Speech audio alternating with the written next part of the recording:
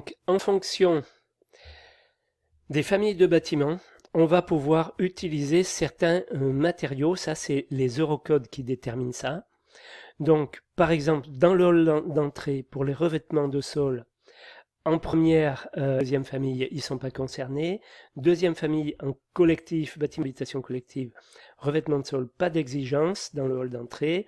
Troisième famille, A et B, c'est FL, ça veut dire floor pour le plancher. S1. Quatrième famille, c'est floor S1 aussi. Logement foyer, c'est floor S1 également. Qu'est-ce qu'on peut regarder pour les, par exemple, allez, les escaliers, les revêtements, parois, les rampants, les plafonds, donc première et deuxième catégorie pas concernées, deuxième famille en collectif, pas d'exigence, troisième, quatrième famille logement foyer, on doit être classé A1. Après ça peut être qu'importe le S et qu'importe le D, il faut qu'on soit classé A1. Voilà ce que veut dire ce tableau. Les dégagements horizontaux à l'air libre en paroi verticale à partir de la troisième famille, c'est S3D0. Pour les logements foyers, c'est S3D0 aussi. Voilà. Pour les plafonds, à l'air libre, donc c'est S3D0 pour les troisième famille et quatrième famille.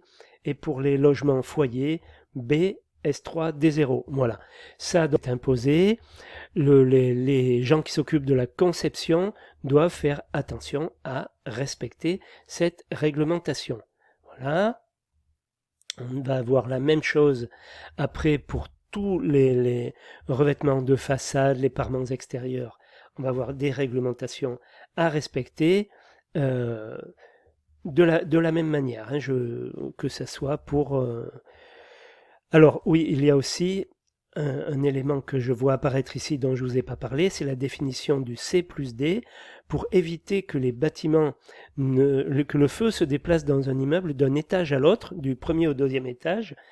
Il y a une règle qui s'appelle C+D, c'est-à-dire que les flammes ne doivent pas, enfin, on doit prévoir une entrave au feu, C horizontalement, D verticalement, donc supérieur à 60 cm, dans certains types en troisième famille A, en troisième famille B 0,80 m dans certains cas, quatrième famille, le C plus D doit être égal à 0,80.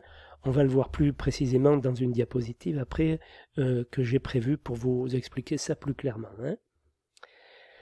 Donc la résistance au feu, c'est le temps durant lequel un élément de construction, une paroi, un plancher, un plafond, une porte, conserve ses propriétés physiques et mécaniques lorsqu'il est exposé à un incendie. Il ne s'agit plus de réaction là, mais de résistance.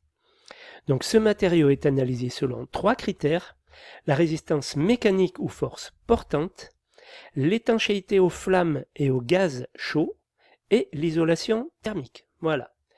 Donc en français, enfin j'allais dire en France, on parle de stabilité au feu, stable au feu, hein, par rapport à une charge, première exigence, par flamme, ça c'est la deuxième exigence, et coupe-feu, ça c'est la troisième exigence. Voilà.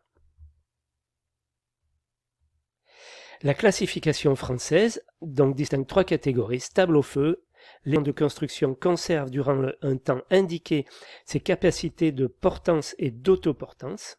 Donc, la résistance au feu par flamme, l'élément est stable au feu et évite durant un temps indiqué la propagation du côté non sinistré des gaz de combustion et des fumées.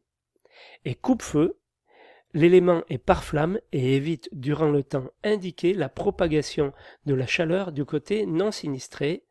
Voilà, stable au feu plus par flamme, stable au feu plus par flamme, plus coupe-feu, par exemple. Voilà. L'isolation thermique correspond à un maximum de 180 degrés en un point précis et 140 degrés sur l'ensemble de la surface, sur une porte par exemple. Les critères SF, PF et CF sont notés en fractions d'heure, un quart d'heure, une demi-heure, 3/4 d'heure, etc. jusqu'à 6 heures par exemple. Exemple, SF 2 heures, stable au feu pendant 2 heures.